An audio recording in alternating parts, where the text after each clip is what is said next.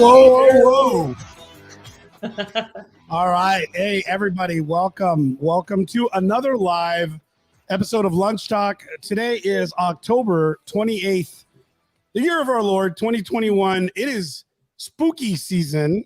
So scary. Yeah. And, you like my costume?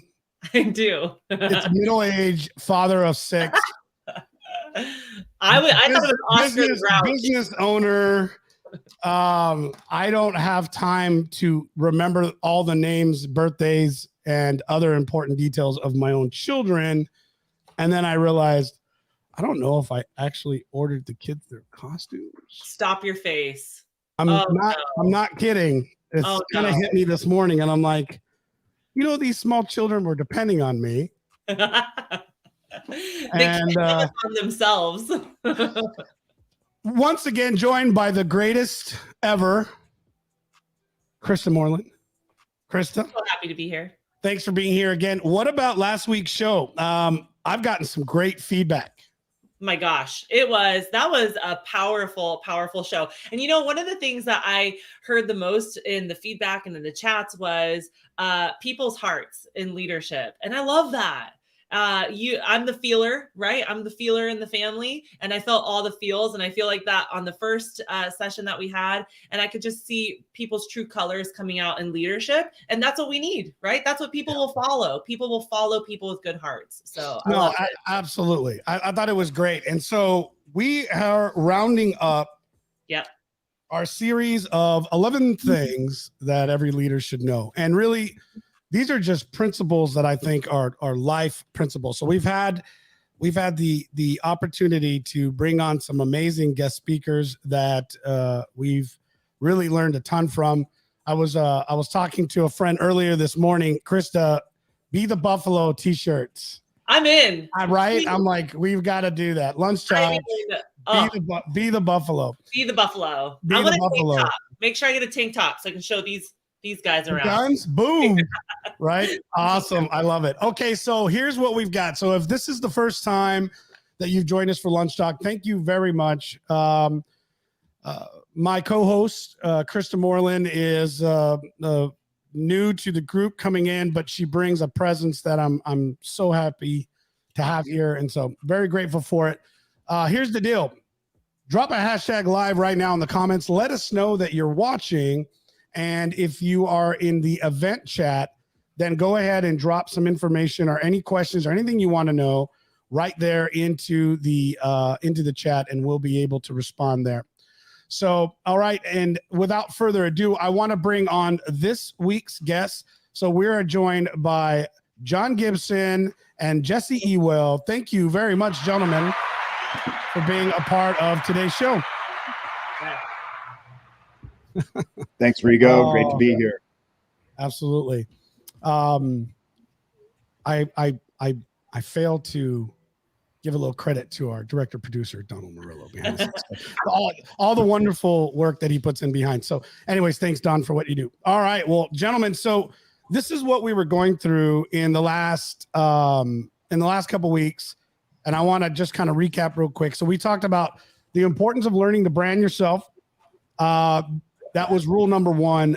The importance of understanding that the greatest way for us to grow in mentorship is to mentor others. And so one of the things that helps, they always say, if you have to teach somebody, right, you become a better student of that same material. So the idea is learning how to give back. And Krista and I shared a lot about that because that's what I'm doing. I want to be mentored and grow more. So I'm trying to give to the public as much as I can because I learn from our guests as well. And so it makes me better. Number 3, learning how to stay balanced between past, present, and future. And knowing that too much in the past leaves you in regret and it doesn't allow you to move forward. Too much in the future leaves you in that I'm planning, never executing. And it also distracts you from where you need to be. So it's that small bit of balance. And we talked a little bit about that. Also, rule number 4 was keeping it super simple. Man, we got into that. That was a really good bit of conversation. And it is, by all means, one of the simplest, but it seems to me the most difficult to follow. The other piece down, rule number 5, was learning how to question everything, sweat the small stuff. And that one always seems a little odd, but we've got into good discussion in regards to how, as a leader or an entrepreneur or, anybody in a role where you're developing a level of business, a lot of times we have tendencies to stay in a comfort zone, and we don't check every step. And it's the importance of how we have to do that and always question as innovations and technology and markets are changing. And we gave some great examples of huge companies that said, we'll never go away, and innovation took them out of the game. So rule number 6 was follow the 24-hour rule. And rule number 7 was bad times create innovation. And that's what we talked about, the buffalo. Yeah. So John, I believe you caught a part of last week's show, correct? I did. Yeah, I really enjoyed it. What did you think? What did you get as a takeaway out of last week's show? Something I took away was really around trust and support, and share, with people that you do respect them, that it's okay to say thank you every once in a while. And I thought some of the conversation in the comments were reinforcing. And something I did this week is I had several meetings with people where I got to use it, where we had some tough decisions, and rather than me making a decision, I respected and trusted the team to bring solutions, and I supported them wholeheartedly, and it's becoming contagious. And I really like that. Love that. That's I love that. Jesse, you told me you caught a little bit of the show as well. I know you're a busy guy. Got any nuggets to drop? I mean, just based off, the number one thing is like that you talked about that I kind of heard was, talking about embracing change, and never stop expanding. But I mean, let's be honest, like we either choose change or change chooses us. And, when we look at that as like, if you don't choose the change that you want, like there's going to be a change that's going to happen and you're not going to like that. So I think that's like the most important thing. Absolutely. Is that. Well, it's a good lead into where we're going to be now for the next piece. And that is rule number 8, embracing change to never stop expanding. Yeah. So Krista, did you have any time to kind of look through this prior? Because I noticed you're normally coming in with I've already had some thoughts on it. So I want to give you maybe would you like the first step? I would love the first step. Listen, it's all you. I think that if we could all take a minute every now and then to think about change as something that we are excited about, something that we look forward to, not something that throws us back or freaks us out. Here's the problem, okay? Our primal brain, it is designed and created to keep us safe.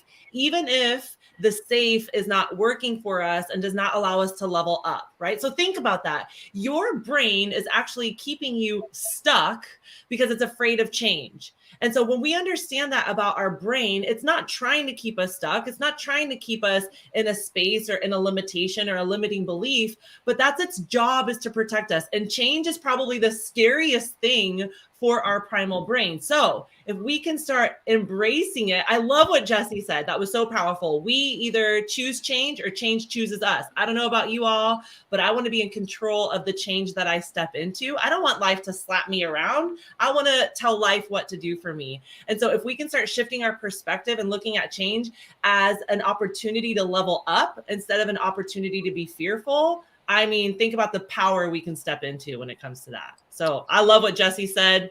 Let's choose our change and not let it slap us around. Oh, absolutely. And so you guys know both, excuse me, John and Jesse both. This is wide open, man. This is the kind of conversations that we like to have in real life. That's the whole idea behind the show. So if you guys have something you want to jump in. And so I just want to make sure you guys know that. Yeah, let me throw something at you, because I had a very successful career over in the thermal side of the business of General Electric, and somebody I have a lot of respect for, Erica Migliaccio and Vic Abate, came to me one day and said, "Hey John, we'd really like you to come join the wind business." And it was back in 2008. They gave me an opportunity, and I really had to change my mindset around long cycle business to short cycle business with large risk and opportunity, but also, faster, more nimble decision making. And I thought, I was doing quite well where I was at, but I had to retool, relearn, figure out, the roadmap and rely on a lot of people to give me guidance in a short period of time. And I thought that change was really exciting. It created an opportunity that I'm thankful for, and something that, I look back at those individuals and just, every day when I do my job, I think of the roadmap that they helped create for the industry. And it's really been a powerful thing for me. So personal change is something that I'm excited about, and I try to be a champion for change with others. It's thank you, John. That's awesome. It's incredible what, in my role recently, when we brought our company to the market, it took a few years for us to really start to find the niche. And it's interesting what you start to face as a new business owner. And this was one of the things that I realized was different than in my place as an entrepreneur. And Jesse, I'm going to come to you in a second because I'm curious. You have worked with literally hundreds of men and women, specifically small and medium-sized business owners. I believe you've got more than that as well. But I know personally, as I work with you, what I have found was the area of my life where you start to get stuck in what other people are thinking about you. I saw this great video that was posted today from another awesome entrepreneur and what I like to call secret mentor. His name is Patrick Bet-David. And he put out a video this morning that basically had called out that if somebody is sitting there and they're telling you what you're doing is dumb or you're never going to make it, you don't get to call them the haters unless you prove them wrong. Right? Because if you allow the negativity of somebody to stop you from changing the environment and the opportunity in your life, they become psychic, so to speak, right? They're not truth. They become the truth, right? They become the truth. They're not haters, right? And I thought that was really interesting because I get it, but what a powerful statement. And John Maxwell, who's well known as a leadership developing leader, 150 plus books. The guy is incredible. He's got an amazing story. One of my favorite quotes from him is change is inevitable. Growth is the optional aspect. And I started to realize this in my own life, John, as you tell me about this, changing into different places. As an entrepreneur, as an employee of a company where you're putting in lots of years and you're making investment, that level of security, you build around you something that can be very difficult to step out of. Right. And I mean, there's no different, in my opinion, that same, I've got 10 or 20 years in a place. That's the same fear as stepping out into an entrepreneurship role, in that sense that I'm about to leave security to go into something new that may or may not be good for me. And I think a lot of people, they tend to be afraid of that change because of what other people will think. I mean, in just my 4 years of this company alone, we've had to do so much to course correct. But if we didn't, I don't believe we would be where we are today. And without that behavior and attitude, there's no way I'm going to grow. Like, I have to be willing to take the risk of growth. And the only way I'm going to do that is by changing. Jesse, what's your thoughts on that? Yeah, I mean, I think there's two sides of this. There's changing as an entrepreneur, business owner. There's a change that we have to make to continue to grow, as a business owner, as a entrepreneur. But then there's also changes that we have to make along the way in our life to continue to, as you say, expand and grow in who we are. And I think in order for us to really grow as an entrepreneur and business owner, we actually have to change more of our lifestyle than we do necessarily our business. And get into that. Get into that. Yeah, our lifestyle supports our business. And most people think, well, I need to just grow as a business owner. I need to just grow as an entrepreneur. But that's only one. Say that we have like 25%. You know, I can grow in my physical health, my spiritual health, my relational health, and then say my business. So those are 4 quadrants. But if I'm only growing as a business owner in that aspect, that means I'm only growing about 25%. Now, if I start incorporating, how do I grow inside of my physical health, my, spiritual health, my relational health? That's 75% of what makes up that whole person. So really, if I can grow in all those 4 quadrants at the same time, I'm now growing at an accelerated rate. Yes, change is happening, but change is also being supported in other areas at the same time. Because when I grow in my business, I'm actually leaving the other places, down. And so if I don't bring them up at the same time, there's going to be a gap in between there. And so sometimes it could be, well, I've grown my business, but I sacrificed my, marriage to do that. Yeah. And so actually it's almost like a, what would I call that? Like almost like a smoke and mirrors thing, right? Yeah. You've grown your business, but now you've actually created a huge gap between your marriage in doing that. And so now that's going to put tension on both of those things. Absolutely. John, I really, Krista, jump in. I mean, that's good, Jesse. Time, right? We see that all the time. Really successful people whose kids hate them, their families falling apart, and like at what cost, right? And sometimes it's a little too late.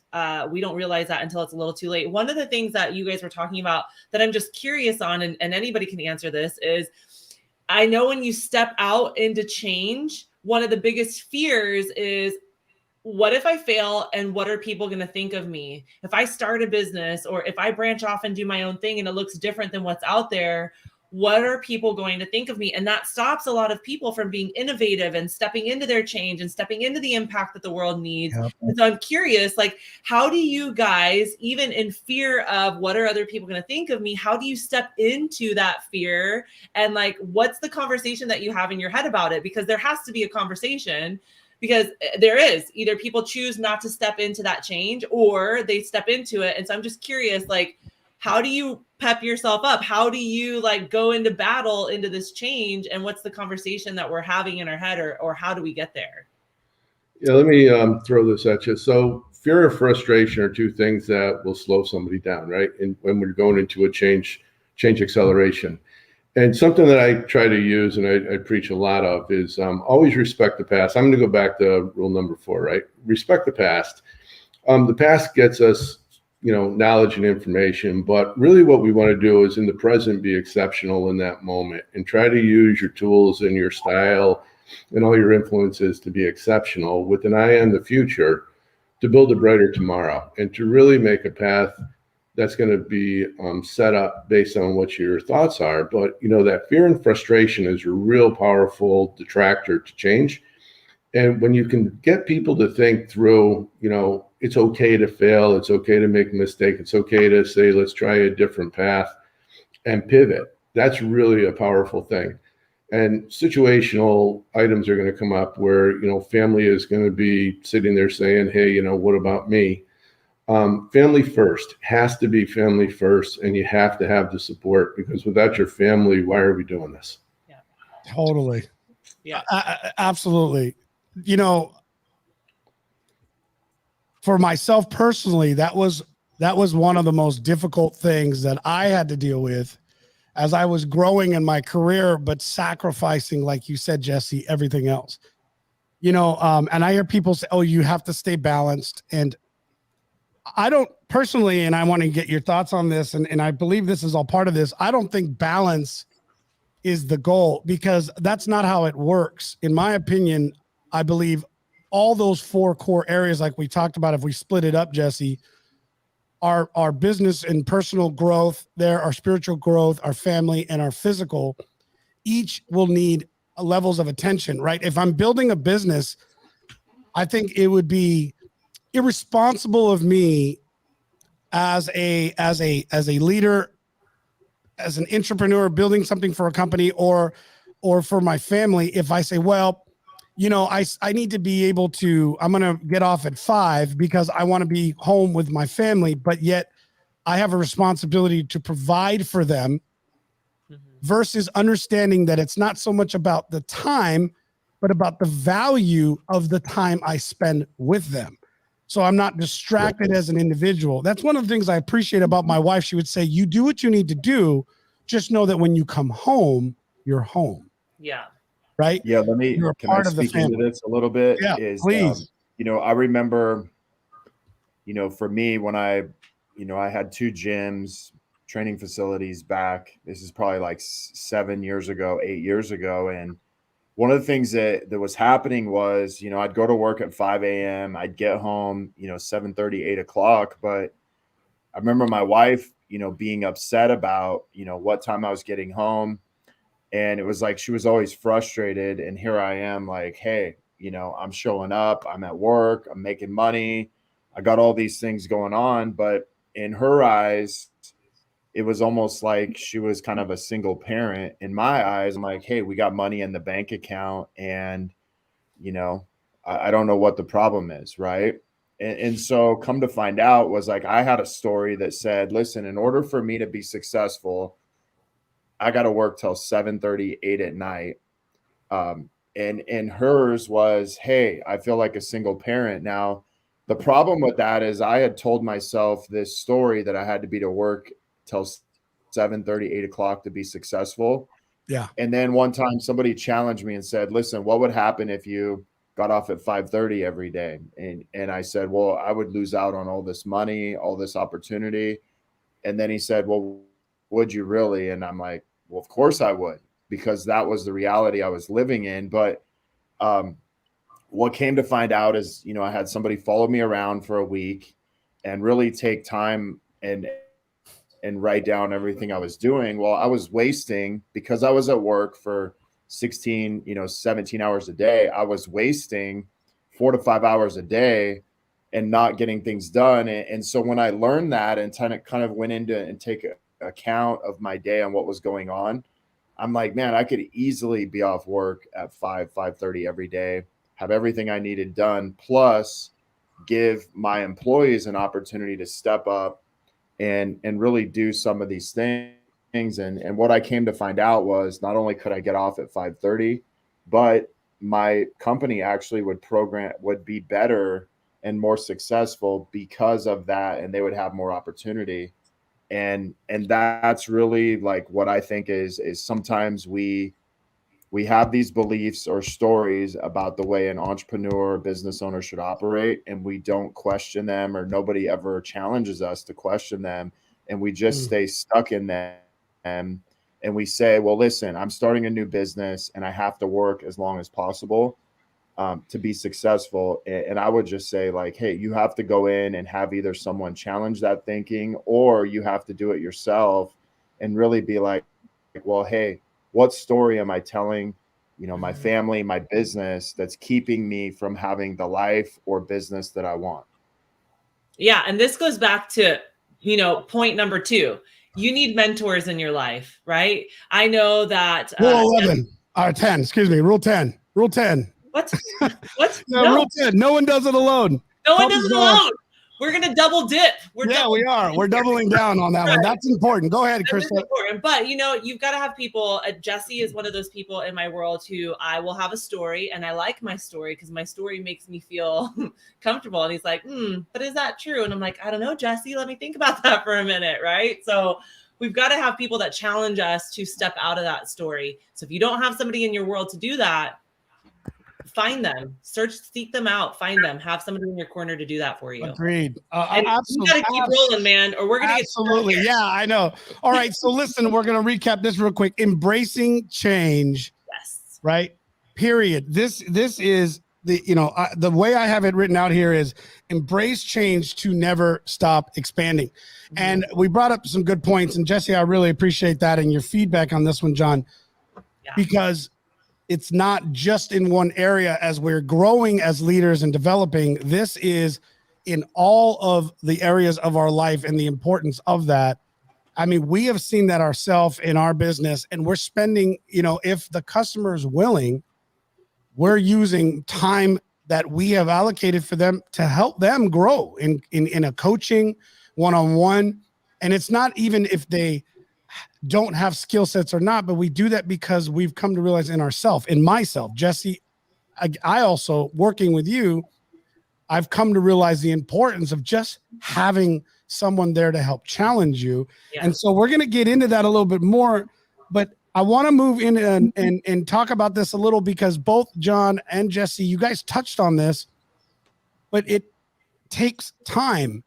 So as we're building business, building departments, building new teams, we can't stop being aggressive, but we also have to understand the importance that there are few things in life we cannot change. Time is one of them. So how we use that time is just as important as understanding how it's going to work in our favor, and understanding that time is a powerful tool when we recognize and realize that if we make the right investments. You talked about doing things in a different way, Jesse, where all of a sudden you were getting more time and you were doing more impactful things in less amount, because it wasn't about I have to work 16, 17 hours a day.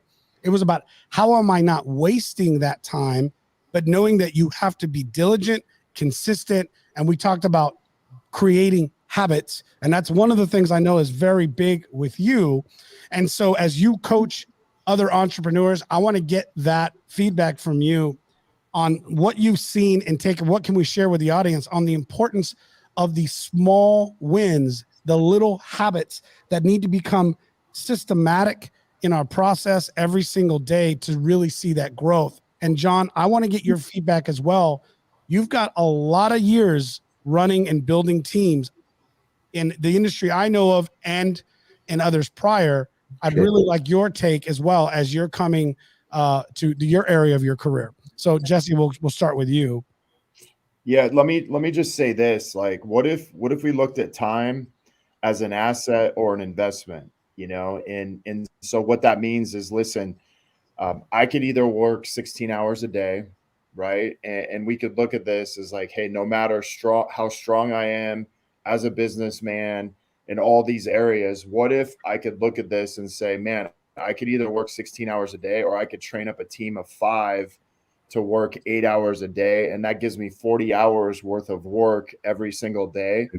And that's how we learn how to really like control time or manage time. And so every day, I'm getting 40 hours worth of work versus 16 hours worth of work by myself. And that's how we really learn how to leverage that asset of time or invest in time, right? But us as a business owner, a lot of the times we think, man, I need to be here 16 hours a day. And what happens is we try to do all these things, and then maybe we have, one person on our team or 2 people on our team, and we're just not leveraging that asset of time. And so that's to me is like, if you're a business owner, an entrepreneur, that's how you control time and use it and leverage it as an asset versus like, hey, I don't have any more time to do things. Like the minute we say that, that's the minute where we really need someone to walk around with us on a day-to-day basis and start writing down every single thing that we're doing. Because I know, today in our day and age, social media is the number one thing that keeps us from doing every single thing that we really want to do per day. Whether we like it or not, we're in a digital world, and social media, email, text, all these things are controlling what we're doing on a day-to-day basis. And if we don't get control of that, all of a sudden now, we're just busy people that get nothing done. Yeah. I like that, Jesse. And let me follow this up. When we talked about, the 4 elements that make up an individual, I think, the word I like to use is harmony. So I try not to go into extreme balance to balance my, my 4 quadrants. But what I like to do is at the end of the day, say, did I reach personal harmony with everything that I try to accomplish? And I think, you know, as a leader of teams and a person that respects individuals, when I think about, you know, time, you know, we can be engrossed in the speed of results. We want to get the results now, instant, right? But really, I think the key to this comes down to is, have you taken the time to find the talent, provide the tools and the techniques that talent needs to make better informed decisions? Because, you know, I can do some of the work, but I can't do all of the work. And certainly I have talent on my team that's so much better than I am. And, you know, and giving them time to allow to try something, to learn, to grow, to expand is going to be powerful. And what happens is it pays back big dividends in investing in people, because, you know, at the end of the day, we're all not going to be here forever. So you have to leave a legacy, and you leave the place better than you found it. And that's only through personal touch and connection. It's only through using your time wisely. Yeah, I love that. I love that. That's so good. One of the things that both of you guys have mentioned that kind of pinged for me was the thief of joy and forward momentum is comparison. And one of the things that we often do as entrepreneurs, or anybody who wants to advance in their career or their position, is we start looking left and we start looking right, and we start comparing our chapter 1 or chapter 3 to somebody else's 20 years, right? And so, hey, Rigo, we got to make a shirt out of this too, okay? Be a racehorse, right? So what does when a horse is in a race, what do they put on the horse? They put blinders on the horse so that all they can see is where they want to go. They're not looking at the horse to the left or right, because they'll break a leg and go to the glue factory, and that never ends well for anybody, right? So one of the things that I feel like always makes me feel like I have to go faster than I am going is looking left and right and seeing other people in a different area and space of their career, and it makes me feel anxious. And then I try to, you know, do things that are unnecessary. I create things that are not going to move me forward. So I do think you need to stay aggressive, but stay aggressive in your lane, not in your neighbor's lane, not in anybody else's lane, but stay focused, stay aggressive, and stay in your lane. Put the blinders on and be a racehorse, and stop comparing your chapter 3 to somebody who's been in the business for 20 years.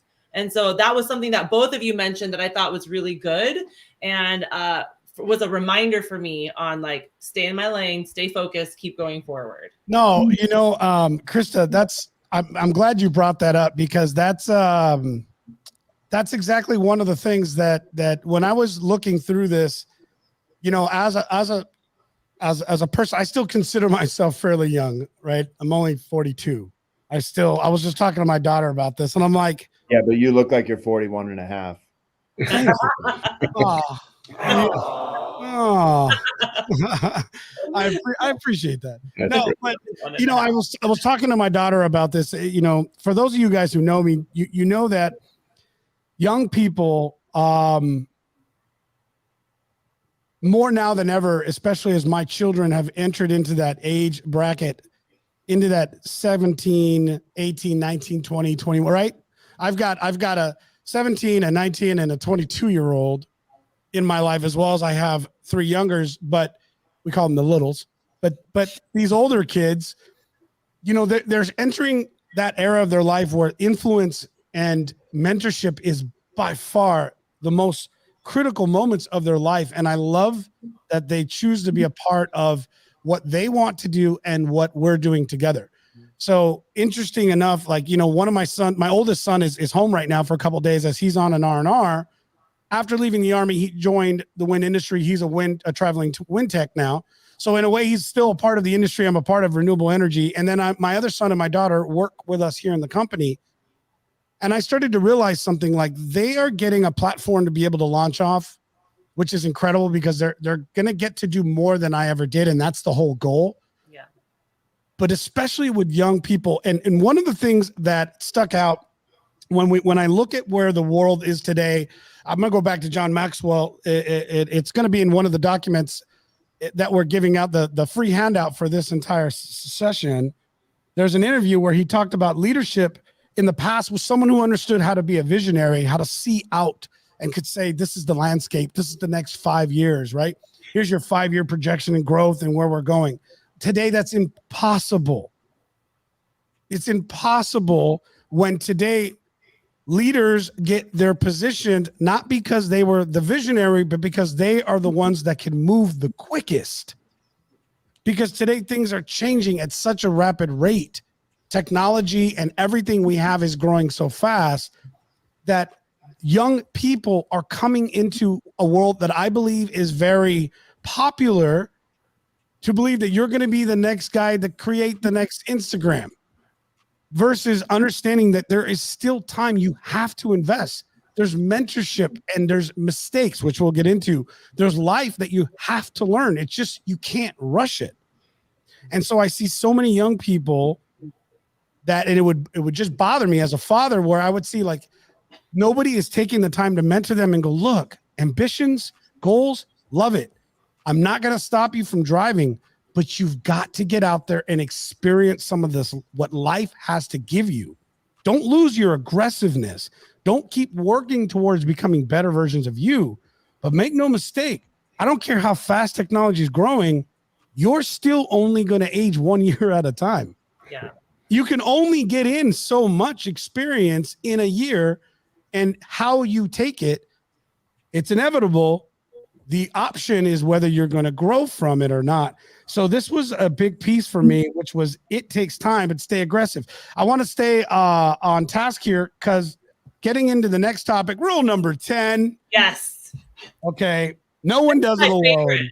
This is my favorite. No one does it alone. Help is not optional. John, you touched on this quite a bit, and you keep mentioning it. There's no way that you've created the career success you have today. And those of us in the wind industry, your name is well known.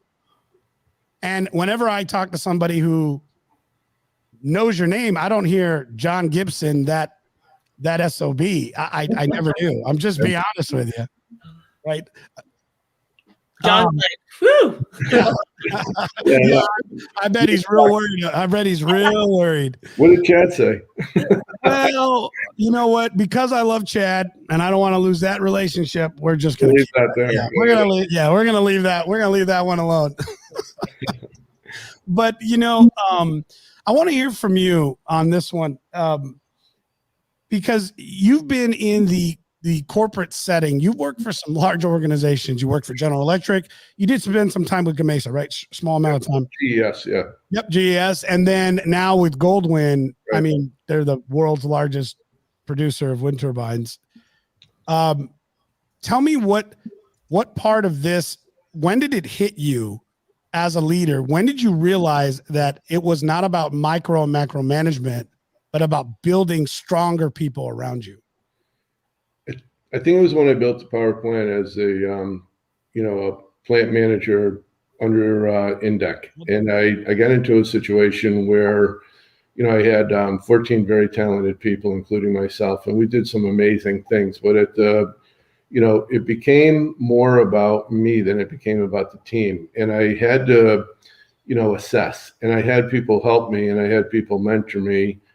And I learned a valuable lesson that the team comes first. And I think I wear that every day as, something that's important to me, because, we get to mistakes. I made some mistakes, and I had some situations that you go back and you look at again and you say, okay, when I was in my early 30s, I had maybe a type A personality of approach of, pound the fist, kick the garbage can and demand results. Bull in the China shop. Well, yeah, and something back there in the early 90s, it may work for some people, but I found out pretty quickly that the team will react to you based on what you're doing in the moment, but it's how you treat the one is how you're going to be treating the many in the long run. And I quickly learned that the team is more valuable than my opinion or my reputation or my stature and the way I saw it. So when I started measuring myself, it wasn't about my accomplishments. It was more about what did the team accomplish and how can I be a steward for the team? And it really I learned a valuable word. It's called connection. And this connection was so important to me because when you really, listen and empathize and understand, you'll find out when you're being a jerk, and people will share, their message with you if you listen and if you're willing to be open. And I learned a long time ago that open-minded communication, honest connection, and really making that strong one-on-one is going to help you with the team, because the team evaluates you every moment, every word, every email, and they're wondering, is this guy, is he going to snap? Is he going to be happy? Is he going to be supportive? And one small setback could really ruin the team and could ruin the dynamics of the team. So, I link this up with making mistakes and allowing the team to grow and develop, but it's never about the leader. And if it ever is, you got to change leaders, because it has to be about the team. So I'll leave you with that one. But a lot of personal self-assessment goes into 38 years of power industry career, and if you didn't make mistakes and learn from them, you're certainly not honest. Yeah, I think that's so good. One of the things that you mentioned was, I feel like as a world, and we have our moments where it doesn't happen, but I feel like we've all realized that the old school way of mentoring and coaching people was to be really hard on them and to criticize them and to talk trash to them, because that'll motivate them to not do that again. That is a really old school way of thinking. And I think the more and more that we understand mental development and motivation and empowering people, the more that falls away to the wayside. But I see it in kids sports, right? We call them the high school or the dad coach, right? So there's a lot of daddy coaching going on, and that's a really old school, like high school way of motivating kids and letting them have it. And you highlighted it so well. It does not work. So if we want to have a team around us, because listen, we're going to need the help and we need to have a team around us, then we have to know how to motivate them. We have to rally around them. We have to encourage them. We have to empower them. Beating them down will never get us where we want to go, and it'll never get them where they want to go. And I love that was 38 years of building teams, and even having an honest moment with yourself, like, I did not do that well. But here's what I also love about that is, when you don't do something well, that you come back to the team and you say, hey, I messed up. Yep. And we can make this better. That's so important. It's about having transparency in who you are, right? Being authentic. We hear a lot about that right now. And, when we got into this whole conversation, we were doing this because I saw this in just our field alone. And as I read articles, I'm shocked to see the amount of suicides that are happening at ages below 15, you guys, between 10 and 15 years old. I look at my children and these are my babies. It was great because I took a photo and I shared with my wife. My oldest son was here. He was sitting on one of the computers in the desk in our offices where the graphics team is. And it was crazy because I had my daughter, my son, and my oldest son. And it was like, they're in chronological order. And it was just heartwarming to see my babies. They're my children. They're my babies. I don't care how big they get. And this is my life. And I'm watching them all sitting in our office in a company that we're building to create legacy and to create cultural change in my family. Right. And I look at all of this and what's happening, and I'm crushed when I see what's happening in society. And I have no doubts that a lot of this doesn't have to do, or it has something to do with the fact that we are not helping children as they become young people understand the need that we are all a human race that is designed to work together. We're not designed to do this thing alone. That was one of the biggest reasons why I had reached out to Jesse myself personally, knowing Jesse's reputation as a coach. It wasn't that Jesse is smarter or not smarter. It was that Jesse knows how to ask the right questions to help me, who is truly the best solution to my problem. Jesse, I want to kind of give that over to you. And because you work with so many entrepreneurs, help us understand how important this has been in success for you and others. Yeah, well, let me just say this. I was probably one of the worst bosses when I first, took on a leadership role. I couldn't see that. Can't see Yeah, that. I I remember getting hired as can't see that. I remember getting hired as a general manager at a gym I'd worked at, and I'd really only came from, you know, kind of starting at the bottom as a trainer to training manager and kind of work my way up. But I worked my way up really fast. But in that, you know, I'm very competitive. So, you know, here I am now in charge of a gym of, you know, roughly everybody's like under the age of like 24. I felt like I was kind of managing a bunch of like kids, but in doing that, now I have to, my primary responsibility is to get the team to grow. It was no longer about me kind of being the best trainer in the gym. And I had a very hard time transitioning from that because I was so competitive that here I am like, hey guys, like I signed up 15 people, like you guys signed up nobody. Like, what the heck are you guys doing? And I remember I had 3 guys, you know, that were selling memberships, and then it was me, and my job was to manage these 3 guys and make sure. And it was like every day for the first month, I'm signing up like 10, 15 people. I'm like putting my arms up, like, oh my gosh, I'm amazing. This is awesome. And then my guys would sign up like 1. And it was like my bosses were coming to me because they were just seeing the number, and they're like, oh my gosh, you're killing it. You're awesome. And here I am thinking like I'm doing amazing after 30 days. I'm like ready to pass out, and my guys hate me. And I'm like, but we hit goal. And my bosses still at that point are all patting me on the back. Well, you know, 60 days goes by and we keep doing that. I'm like ready to burn myself out. My guys like want to quit. In fact, 2 of them had already quit. So I'm bringing on other ones. And my bosses come to me one day and they're like, hey, you know, we love that you're hitting goal, but like, what about your team?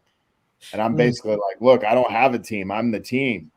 Oh, And I realized that in that, like I had to make some changes. And the best analogy is this: I had to really look at the man in the mirror and be like, man, how am I showing up as a boss? Because it's all about me. It's not about we. And I'll just say this: it took me probably a year to 2 years to figure out, because I'm competitive.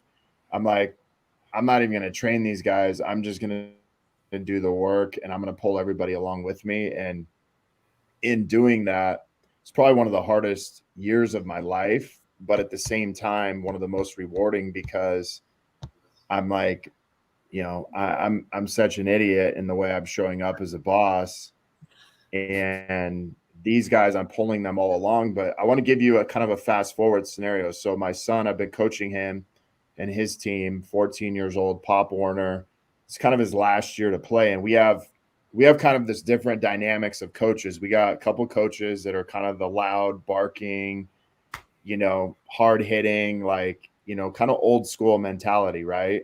The only way to get things done, yell at the kids. And then we have like me, who's kind of in the middle. And then we got some of the other guys on the other side of the spectrum. And I think what's important is that if people know why we're coaching, or why maybe we're their boss, or why we're the boss, and know who we are, I think we can be all of those. We can be at times the, you know, the we'll say hard ass, right? Or the guy in the middle who's like, yeah. But I think as long as our people know we care about them first and foremost, like do my players, do my employees know I care about them as a person before anything else, I think we can be all of those things in that range.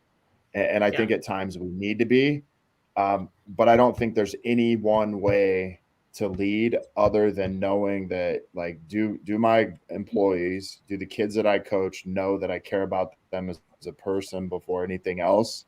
And I think that's really the key to leadership, is that, and are we expressing that to them on a day-to-day basis, so that every opportunity is an opportunity to grow. And I think that's really the key in all of this, because when they know that, we can be everything in that range. That's so good. Yeah. No, yeah. I have I share this with some of the folks we work with. And, you know, one of the pleasures that I've had is when working with some of these folks, they're completely and openly receptive to having that help. It's just, we go into things thinking we need to do it alone. As a manager, as a leader. Now, there is a lack of leadership and mentorship, I believe, in our culture today. Not just in personal culture, but I believe in the workplace. Unfortunately, I think this is a systemic issue because of our fast moving and fast paced world, because careers are changing so quickly. I mean, look at where we're at today, where people are now able to create income and business and solve problems without even being a part of a company within a building. Okay, now what an amazing innovation. I mean, look, John, I have you today on a laptop sitting somewhere in an undisclosed location. Looks like nice weather outside. You're on one part of the country. Krista's on another part of the country. Jesse's on the other part of the country, and I'm smack in the middle of the country in Wichita, Kansas, literally. But the thing is, I look at what we're able to do and what we're able to bring. Yeah. That is an amazing innovation that has given us this opportunity. But at the same time, we've lost so much of what it was to go to a place, work under leadership and mentorship, people that weren't looking to advance to the next spot or become a millionaire next week or be the next TikTok sensation. They were worried more about creating security and building for their family. And so what they were doing is they were growing. They were going within leadership and mentorship. And so that's the part where it's like, how do we bring that back into the workplace where we're giving that? Well, maybe it's not going to be there. Maybe it's outside. Maybe having coaches and leadership, consultants and all of these have become even more important, in my opinion, because I find business owners are out there and they're creating things. I find leaders and directors and managers and presidents and different people in these roles, and they have no one to just help them process some of the things they're going through. And it's what I believe is definitely an issue. Look, Dave, I know. Yeah. No, I love it. Yeah, he's in the UK and Paul's out in Ireland. I love it. These guys have been. Yep, there it is. Paul just dropped the hashtag Ireland. I love these guys. They've been listening since day one, and it's like 9 o'clock at night for them right now. Yeah, right. They've got their nightcap and their slippers on. Yeah, they love it. After the show, Paul hits the hot tub. Hashtag hot tub, Paul. Yeah, let me throw this one at you. Because go ahead, John. The technology is wonderful, but I take a page out of a book called Boots on the Ground, and something I love to do, and I do it well and often as I can, is go out there and actually be with the team. And we build projects all over, and we have work all over. And a couple of my recent events was we had a third-party job to do, and I actually went out to the site and I set up a card table in the back of the truck, and I'd work from there. I could. And I was able to observe and watch and listen and look around the team. And then another time we did the project down in Texas, and we set up an Airbnb, and I cooked for the guys. And Chad was with me, and obviously I heard about that. Yeah, we had a really nice barbecue, and it was, leaders eat last and they provide. And I did the dishes, and Chad was with me, and we had a really good experience with the guys, and we learned more about our business during that time with the 8 to 10 guys that were with us than I would ever learn on a Teams meeting or a chat. But it's being out there and spending weeks at a time with the team and listening and looking around with the boots on the ground and watching them and just asking questions. Why did you do this? How can we do that differently? What ideas do you have? And then you bring that back to your business, and you bring that back to the other parts of the team, and it gets contagious, and other leaders want to be out there. And, don't overestimate the time spent with people, and that investment that you make in personal connection is so important, because leading a team sounds easy, and it sounds like, you can read a book and do it.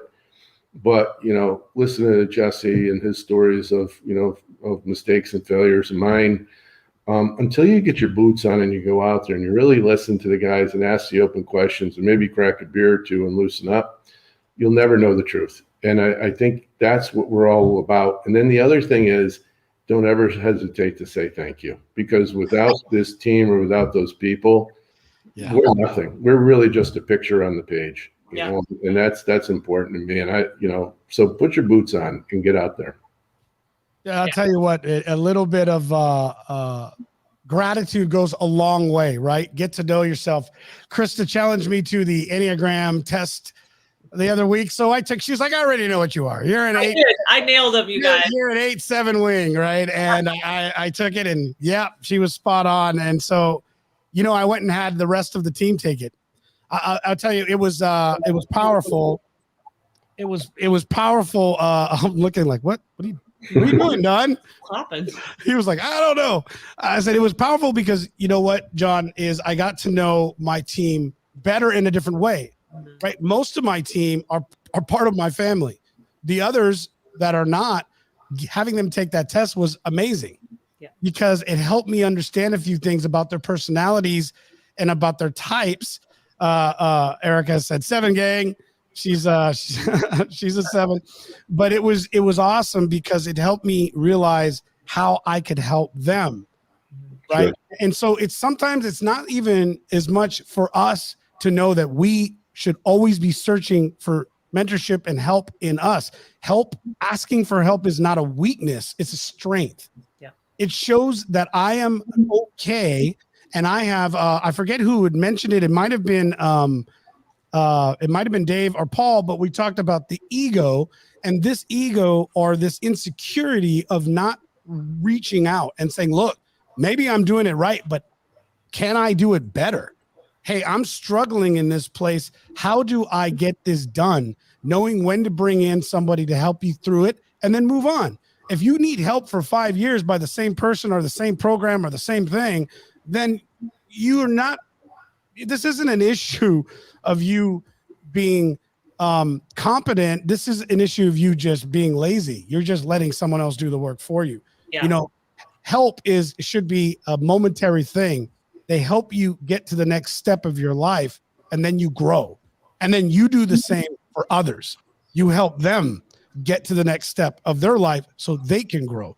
So anyways, we're getting ready to wrap this up. The last mistake, or excuse me, and I said it because I looked at it.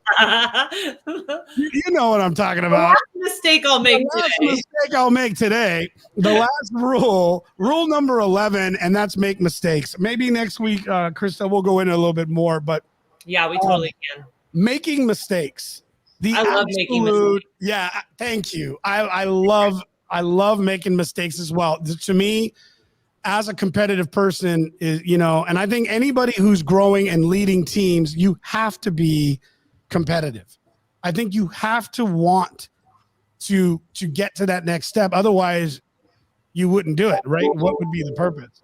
Yeah. But to me, this is absolutely important, that making mistakes is essential. Listen, gentlemen, I want to be good with your time. We ran a little bit late. I really love all of the insight and what we got from you. I want to thank you guys. If you have any last words, jump in, but I want to give you the opportunity to get to the rest of your business. As we said, this would only be 1 hour. Jesse? Yeah, I mean, I think the biggest thing you could add on the mistakes is maybe like, I kind of look out of it as embracing the suck, right? And so, what does that mean? Is just allowing yourself to maybe suck at something, to where it's like, it doesn't matter if I'm not very good at it now. What matters is that I'm showing up every single day and I continue to do the reps and do the work. And when I embrace that, those mistakes that I'm making don't really feel like mistakes. They feel like growth. And I think what we get afraid of is making a mistake because we fear what somebody else might think or what they might say or what they might do. And so we look stupid in that. But I think one of the places that you can grow the most is when you begin to embrace the suck in that process of, hey, I may not look very good doing this right now. Like I remember doing videos for like a coach challenged me, 7 years ago to do 90 days of videos. And I remember day 1 and day 2, I'm like, man, I'm such an idiot. I don't even know what to say. And this was on like social media. And I just remember every time I got on the video, I was like, it's not about what anybody else thinks. It's about like, can I show up every single day? And I challenge myself in that. And when I got to day 90, I'm like, you know what? I can do another 30 days of this. So I went to 120 with days straight doing videos. Sometimes I did them twice a day. But I really embraced the suck. And if I would have been afraid to make a mistake on that first day, I would have never showed up in that moment. And so I think there's a lot to be said when it's not about the mistake you make, it's about, can you continue to show up even if you make a mistake or it's not perfect. And that's where I think we really got to get to as a business owner, entrepreneur, whatever we do.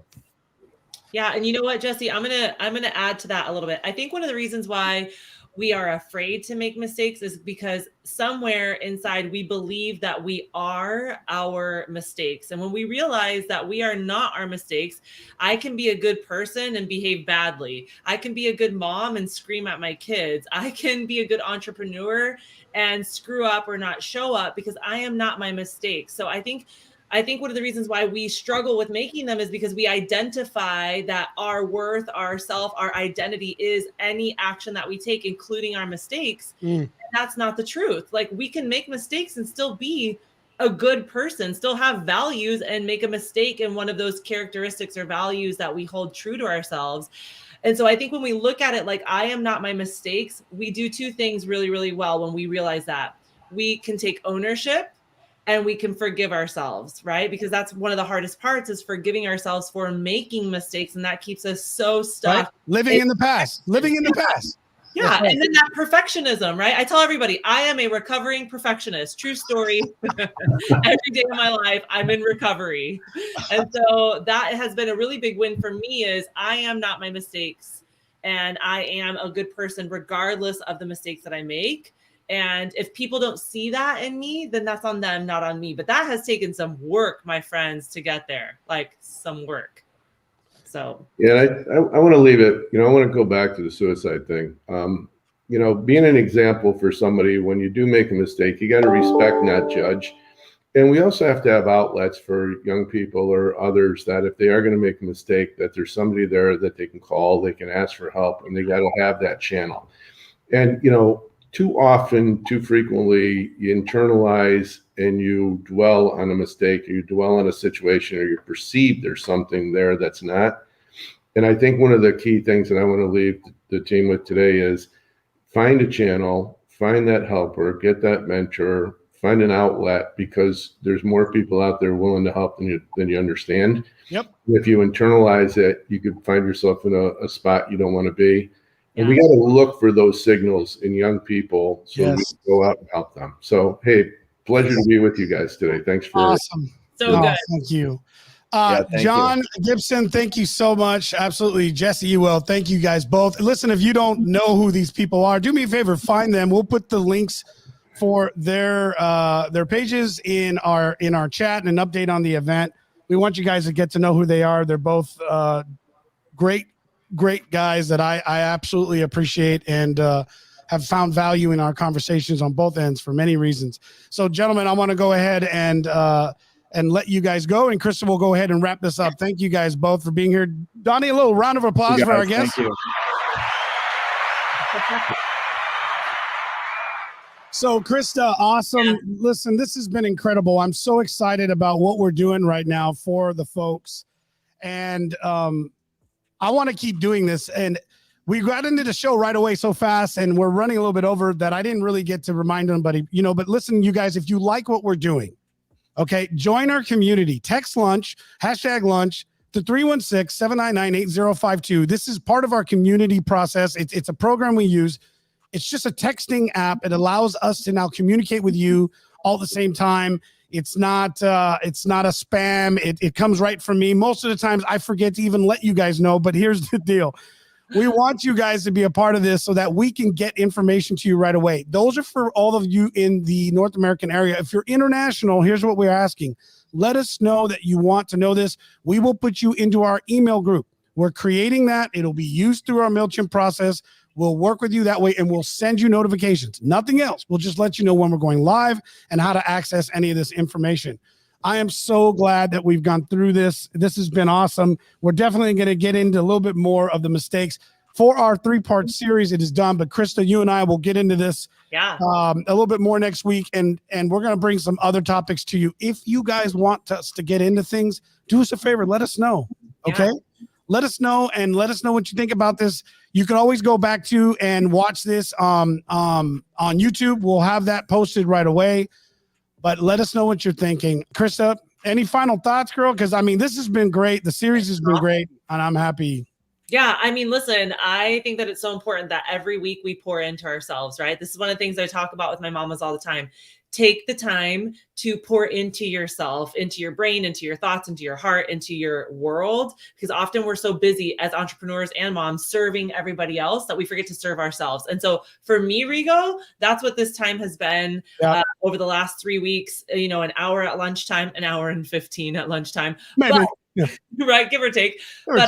But that's been soul filling for me too, right? This has been a time for me to show up around other powerful people and learn from them. And also too, like even talking about your own thoughts, you're like, yeah, girl, like I do believe that. That's great. You go, right? So I'm so grateful to be here and to be on this show at this time. And it's powerful stuff. Awesome. Listen, you guys, thank you all for being here. We appreciate it. On behalf of both Krista and myself, I want to thank you again. Make sure you join us every Thursday at 1 p.m. And listen, you guys, if this time works, let us know. If it doesn't work, let us know as well. We're happy to make some changes and see what we need to do to help you guys and enjoy more of the content. Again, have a great day. Be blessed. Enjoy your spooky time season. Stay safe. And you guys, we will see you in November, next Thursday, 1 o'clock Central Time, right here. Talk to you guys soon. Bye-bye. Bye.